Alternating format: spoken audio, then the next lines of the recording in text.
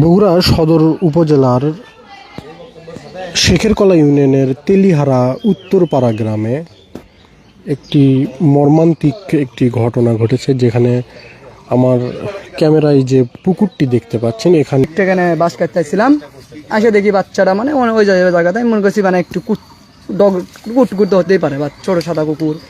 তো এখানে এক চাচা আমাদের কাকা হয় ঘাস ধরছে। আমি কাকা বললাম, কাকা দেখেন তো ওখানে কী গো? তা কাকা বলতে আমার পাশে যাওয়া হলো। কাকা বলতেছে রে কে রে বাচ্চা কুমার রে? আমি বললাম কাকা হাত টাত দেওয়া হবে না, এমনি নোকা টোকা দিয়ে আগে নিয়ে আসেন। তো এখানে বাচ্চাটাকে নিয়ে আসা হয়েছে। নিয়ে আসার পরে দেখা যায় আপনার এই যে গলার ঢুড়িটা কাটা হয়েছে বাচ্চাটাকে, বাচ্চার নাড়ি টাড়ি এখন আপনি ওকে